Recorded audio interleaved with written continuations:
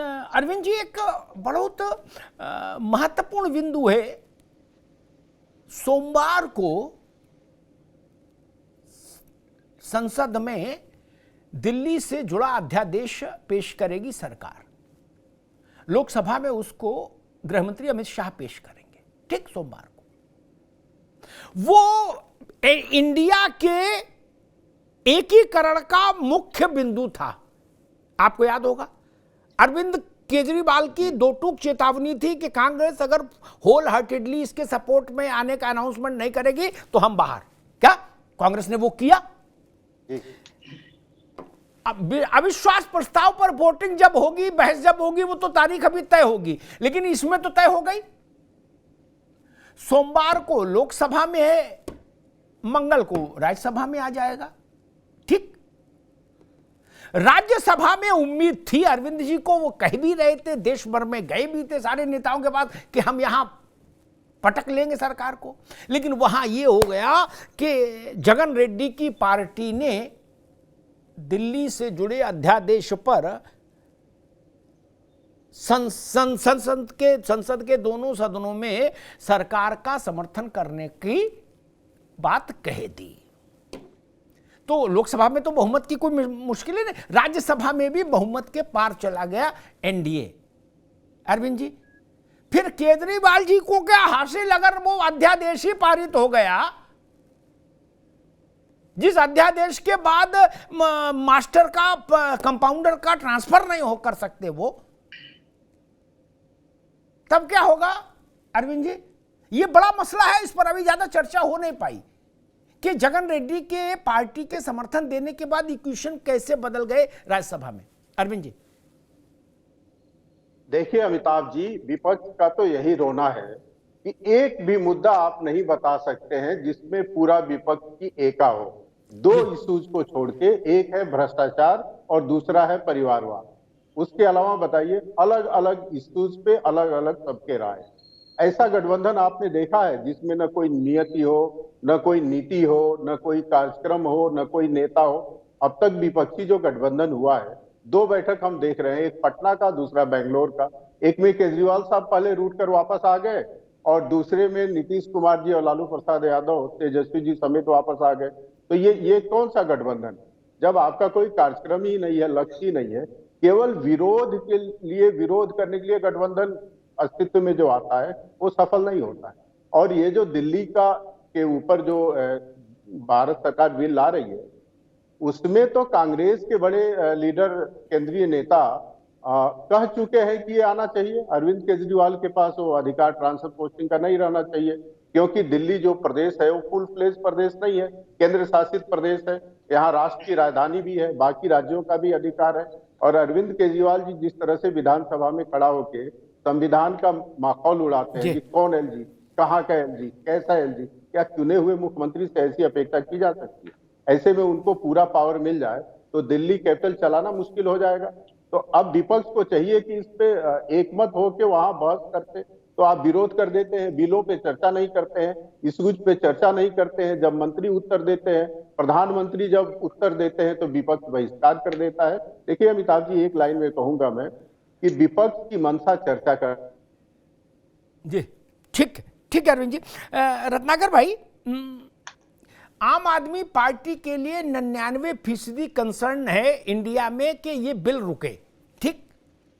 बाकी 24 में क्या होगा, 29 में क्या होगा, वो बात की बात है, वो जान रहे मेरी तो सरकार आने में तो प्रधानमंत्री बन नहीं रहा, ठीक। उनका बेसिक कंसर्न, और अरविंद ने इसको छुपाया भी नहीं था। उन्होंने पटना की बैठक के बाद दो टूक कहा था प्रेस से, कांग्रेस ओपनली सपोर्ट में खड़ी होगी तो जाऊंगा बेंगलोर, वरना नहीं जाऊंगा, ठीक। इसमें कहीं कोई उन्हें भ्रम भी नहीं रखा। इस मामले में तारीफ करनी पड़ेगी।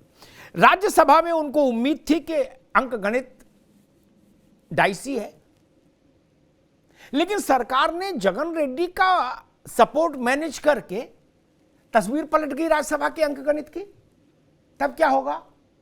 अरविंद केजरीवाल की पार्टी के लिए तो डू और डाई का मसला है वो अध्यादेश, इसीलिए वो विपक्ष के हर नेता के घर गए थे। रत्नाकर जी देखिए जी, ये इंडिया जो संगठन बना है वो देश के तमाम क्षेत्रीय पार्टियों को मिला करके और राष्ट्रीय पार्टियों को मिला करके, सबका उद्देश्य एक और सिर्फ एक मात्र है कि किस तरह से संविधान से खिलवाड़ करने वाली पार्टी, जी लोकतंत्र का आज मजाक उड़ाने वाली पार्टी भारतीय जनता पार्टी को सत्ता से बेदखल करके लोकप्रिय जो है एक शासन लाया जाए जिसमें जनता के जनहित से जुड़े मुद्दों से सरोकार रखे जाए। ये हमारा उद्देश्य है।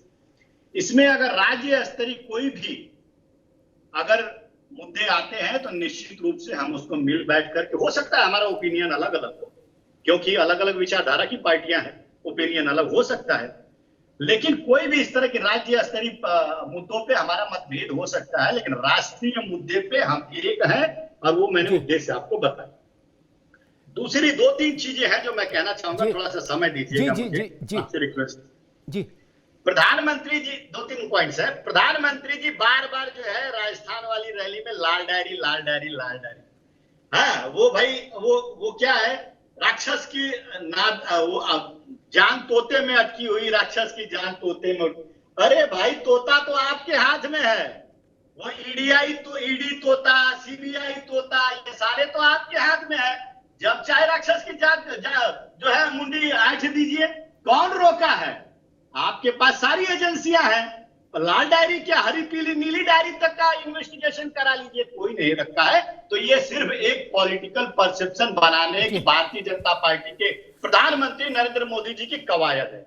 दूसरी बात मैं कहना चाहूंगा कि ये काले कपड़े का इतना विरोध कर रहे हैं, काला मन बता रहे हैं, काला तन बता रहे हैं। अरे भाई जो आपने वादा किया था 15-15 लाख काले धन आएंगे, वो स्विस बैंक में तो काला धन अब आप जब से आए तब से तो 2 गुना हो गया, उसके बारे में कौन चर्चा करेगा? ये भी तो जरा बता दीजिए, ये भी प्रश्न है। तीसरी चीज है, छोटा सा 20-10 सेकंड लूंगा। तीसरी चीज देखिए अमिताभ जी, ये नाम के ऊपर चर्चा है, नाम इंडिया।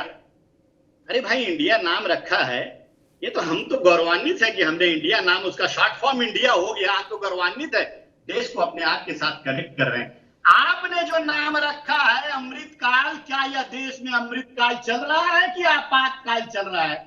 मणिपुर में हिंसा हो रही है, हजारों लोग मणिपुर छोड़ भैया रत्नाकर बाबू आगे बात, अब आगे ठीक, मणिपुर में बोल चुके हो पहले, अब रुक जाओ, अब रुकना होगा, अभी रुक जाओ, अभी रुक, नहीं नो आप बोल चुके थे मणिपुर में, रिपीटिशन नहीं करो ना, रिपीटिशन नहीं करो यार ना, रिपीटिशन नहीं ना, जनता का समझने तो जनता अरे भाई आप शुरू में जब आपने किया तो मणिपुर पे ही बोले थे ना 3 मिनट, तो जनता नहीं समझ पाई, आप डबल समझेंगे क्या? नाम पे चर्चा है तो अमृतकाल और आपातकाल पे बोल रहा हूं ना। रत्नाकर जी एक मिनट रुक जाइए, एक मिनट रुक जाइए भैया। दीपक रंजन जी, कहीं मैं पढ़ रहा था कि बिहार में इंडिया बने और चाहे सिंगापुर बने उसका कोई मतलब नहीं, ऑलरेडी वहां मैक्सिमम अलायंस है ऑलरेडी, ठीक ठीक, उससे ज्यादा हो नहीं सकता। इंडिया नहीं, कोई नाम रख लो गठबंधन का, क्या बिहार में जितनी पार्टियां सक्रिय हैं सब में अलाइनमेंट है, कहीं कोई दिक्कत नहीं, ठीक। महाराष्ट्र में ऑलरेडी गठबंधन है, क्या इंडिया से पहले से ही 2 बड़े राज्य। उत्तर प्रदेश में इंडिया नहीं सुपर इंडिया गठबंधन हो चुका। ये 26 दल वाला छोड़ो, वो तो 126 दल वाले जितना बड़ा गठबंधन हो चुका था, परमाणु गठबंधन, बसपा सपा आरएलडी, नहीं उसका परिणाम सामने है। तो एक जो एक अति उत्साह दिख रहा है कि भाई इंडिया आ गया, अब बचो हटो, अब कोई नहीं बचेगा, अब कि हम ऐसा फार्मूला लाए हैं, तो उस पर कुछ रोशनी डालिए। भाई वो फार्मूला पहले भी तो कई राज्यों में है ना, नहीं अब नया क्या हो जाएगा? जैसे उत्तर प्रदेश में मान लो इंडिया है तो इंडिया में 26 दल हो 36 दल हो, उत्तर प्रदेश की राजनीति कैसे बदलेगी उससे?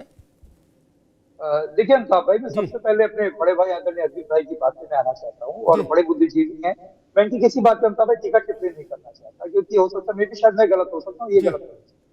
लेकिन जहां तक सवाल बेंगलुरु मीटिंग से नीतीश कुमार जी को आदरणीय लालू यादव जी का जाने का था, लालू यादव जी का स्वास्थ्य ठीक नहीं है, ये जग जाहिर है, सब लोग जानते हैं, और नीतीश कुमार जी बेंगलुरु अपने चार्टर्ड प्लेन से गए, और उसी दिन शाम को 23 तारीख को उनके वहां एक मेला लगता है उनकी कॉन्स्टिट्यूंसी में, और वो बहुत बड़ा मेला लगता है जिसमें कई वर्षों से, कई सालों से, क्योंकि उनकी खुद की कॉन्स्टिट्यूएंसी है, इसमें जनता उनसे जुड़ी हुई है और उनको उसमें पहुंचना, उसको उनको जाना ही है। और चूंकि चार्टर्ड प्लेन से आया तो उनको भी अपने साथ लेकर के चलेगा, और आदरणीय लालू यादव जी, अरविंद भैया वो नॉर्मल प्लेन से गए, इसलिए चलेगा। अच्छा देखिए, सही है, ये सही कह रहे हैं कि ठीक है, गठबंधन पहले भी हुआ, बहुत बड़ा गठबंधन रहा, परमाणु गठबंधन रहा, सारी चीजें रही, लेकिन एंटी इनकम्बेंसी भी कोई चीज होती है। और आज की तारीख में ये जो गठबंधन बना है, ये जनता की आवाज है, और गठबंधन जो है ये जनता की नहीं, आवाज। 19 में जो आपने गठबंधन किया था वो जनता की आवाज नहीं थी, नहीं, बिल्कुल वो जनता की आपकी आवाज, मन की आवाज थी केवल।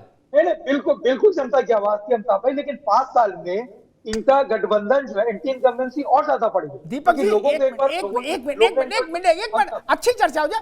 5 साल एंटी इनकम्बेंसी के बाद गए थे ये चुनाव में, 14 से 19 तक सरकार चलाने के बाद चुनाव में गए थे। देखिए, दोबारा आदमी ने मौका दिया, दोबारा नहीं, उनसे पूछ रहे।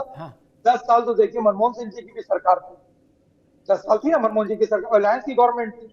जनता को बड़ी उम्मीदें थी इस सरकार से कि चलो एक बार और मौका देते हैं, स्वास्थ्य, शिक्षा, रोजगार, महंगाई, हमको हर तरफ जो है वो। अभी आप मैं स्वास्थ्य, शिक्षा, रोजगार की बात करूंगा तो आप कहिएगा उससे हट जाओ। नहीं, दीपक जी, मान लो तीसरी बार मौका मिल गया तो आप कहोगे अब की नहीं, 29 में एंटी इनकम्बेंसी लागू हो गया। अग्निहोत्री जी, हम क्यों कहेंगे, हम जनता की लड़ाई लड़ रहे हो। ये चुनाव 17 वर्ष से जनता होने जा रहा है, जनता लड़ने जा रही चुनाव, क्योंकि जनता को जितना परेशान किया जनता आस और उम्मीद। और बाकी राघवेंद्र भाई अभी हमारे बड़े भाई हैं, इतना ज्यादा परेशान लल्लू सिंह जी को लेकर के, इनको लेकर के और कांग्रेस को लेकर के इतना ज्यादा ये परेशान दिखे। अरे इतनी परेशानी अपनी पार्टी। ठीक है दीपक जी, अरे लल्लू सिंह का जवाब वो देंगे रत्नाकर जी, आप क्या परेशान हो रहे लल्लू सिंह पर?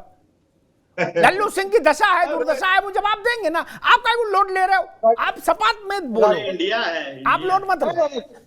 ठीक है, लल्लू सिंह का तो काम ही कुछ खराब कर दिया आप लोगों ने। बात तो करके मत कहिए, आपने इनको क्यों नहीं मना किया? तुम क्यों बोले लल्लू सिंह पे? ठीक है, आपने इनको क्यों नहीं मना किया? ये तो भारतीय जनता पार्टी। दीपक रंजन, आगे बात, आगे मैं राघवेंद्र सिंह के पास चलूंगा। ठीक है, आगे बात, आगे भाई, आगे। देखिए, आप बात जो भाई, आप इनको भी टोकिए अगर हम गलत। हाँ, आपकी बात आ तो गई भाई, लल्लू सिंह पर किए क्यों बोले? हमने कहा ना, आपने बोल दिया, रिकॉर्ड में आ गई आपकी बात, रिकॉर्ड में आ तो गई। और क्या चाहते हो मित्र? आपको इनको भी तो बोलना चाहिए ना। अरे भाई, आपकी बात रिकॉर्ड में आ गई, अब काहे को उसके पीछे पड़े हो? लल्लू सिंह की फोटो लगाओगे क्या? आ तो गई बात, अब तो दया करो भाई, आ गई बात दोस्त, आ गई लल्लू सिंह की बात। इतना तो लल्लू सिंह खुद अपने लिए नहीं बोले जितना आप बोले। आज सुनेंगे तो खुश हो जाएंगे, कहेंगे भाई दीपक रंजन हमारे बड़े हितैषी हैं। ठीक है, अब रुक जाइए, आगे बात, आगे। राघवेंद्र सिंह जी वो कह रहे भाई पुरानी बातें भूल जाओ, अब की एनर्जी बूस्टर लेके आए हैं हम लोग, दैट इज कॉल्ड इंडिया। और राहुल जी ने जब कह दिया तो फिर रत्नाकर जी, दीपक जी की सब बातें छोड़ दीजिए, उनने कह दिया इंडिया से कौन जीत पाया है? कोई जीत सकता है क्या? लो कर लो बात, फिर आप चुनाव क्यों लड़ रहे हैं जब कोई जीत ही नहीं सकता? राघवेंद्र जी, सर मैं अमिताभ जी ने नाम इसीलिए रखा हुआ कि देश की जनता भ्रमित हो जाए, ये इंडिया है कि वो इंडिया है, वो इंडिया है कि ये इंडिया है। आज की तारीख में जनता बहुत होशियार हो गई है, इतनी अकल राघवेंद्र सिंह को है, इतनी देश और देश की जनता को भी है। ये अमिताभ जी, इनका दांव उल्टा पड़ेगा। इन्होंने, मुझे याद है 2014 में एक कांग्रेस की मीटिंग हुई थी, उसमें इनके एक वरिष्ठ नेता ने चाय वाला कहा था, तो चाय वाला शब्द इनके लिए गले की फांस बन गया था, अमिताभ जी याद होगा। उसके बाद इन्होंने 2019 में मोदी जी को नीच आदमी कहा था, वो इनके गले की फांस बन गया था। 2019 का चुनाव लगभग उसी के चारों तरफ घूमा था, अमिताभ जी याद होगा। अब ये जिस तरीके से इंडिया नाम का इधर दाएं बाएं प्रयोग करना चाहते हैं, वो इनके गले का फांस बन जाएगा, इनका जवाब देते नहीं बनेगा। भाई इंडिया की जो बैठकें हो रही है, अरे भाई कुछ नहीं कहा था, जो आपकी इंडिया की 2 बैठकें हो गई हैं, उसमें अभी तक तय क्या हुआ ये बताइए? सिर्फ बैठकों के लिए बैठक की तारीख, अरे बिना दूल्हे की बारात। हम कह रहे भैया दूल्हा बताइए, बोले शादी हो जाने दीजिए, दूल्हा बाद में तय हो जाएगा। ऐसा होता है शादी के बाद दूल्हा तय होता है क्या? बता दीजिए। अभी आप कह रहे थे उनका मजाक बनाते हैं। देश की भारतीय जनता पार्टी के बारे में मोदी जी का इतना अपमान आप लोगों ने किया है, कौन नीच किया होगा? आदमी, गंदी नाली का कीड़ा, चाय वाला, ना जाने क्या क्या देश के प्रधानमंत्री के लिए किया है। अगर मान्यवर लोकतंत्र कौन खत्म बोला हो गया था? होता तो आधे जर्सी नेता गाय कौन बोला था? आप लोग जिस राहुल गांधी तरीके को से सद्दाम कौन बोला? जिस तरीके से गुंडागर्दी राघवेंद्र करते हैं, जी, जिस तरह से भारतीय राघवेंद्र जनता पार्टी जी, के भूल गए अरे क्या? मेरी बात तो सुप्रखा, करिए, अपनी महिला कांग्रेस सांसद को को करिए। सुप्रखा कौन जिस बोला था? तरीके से आप राहुल गांधी आपके देश के लिए आपके अपमानजनक तथाकथित शब्दों का यशस्वी प्रयोग- अरे आपके प्रधानमंत्री जी नेता ने तो बोला था। पाकिस्तान जाकर जर्सी गाय किसको सम्मान बोला है, था? आप क्या बात बोले? मनमोहन आपके सिंह नेता तो किसने जमानत बोला पर है था? दोनों। घपले घोटाले को लेकर अरे के जमानत पर है। यही आपके झुनझुना नेता तो बजाते रहिए, चाइना के यही झुनझुना प्रेसिडेंट बजाते रहिए। हाँ, यही झुनझुना राजीव बजाते गांधी रहिए। टेस्ट पे चाइना से चंदा लिया पैरों के नीचे से जमीन खिसक रही देश की है। जनता भली पैरों प्रकार के से नीचे जानती से है। जमीन आप खिसक रही जवाब है। देके नहीं बनेगा। 100 के अंदर सिमट रहे हैं। जवाब दीजिए। अगर नहीं सिमटते, आप अगर नहीं सिमटते तो आज मणिपुर पे बात करते। अमेठी जी को आज नहीं करते मणिपुर पे बात करते। अमेठी को तो इंडिया पे बात अगर ठीक, PFI एक की मिनट तुलना नहीं करते। एक मिनट रुक जाओ, एक मिनट, दोनों लोग रुकिए, दोनों लोग रुकिए, दोनों लोग रुकिए। रत्नाकर सिंह की आवाज भी रोकिए, राघवेंद्र सिंह की भी।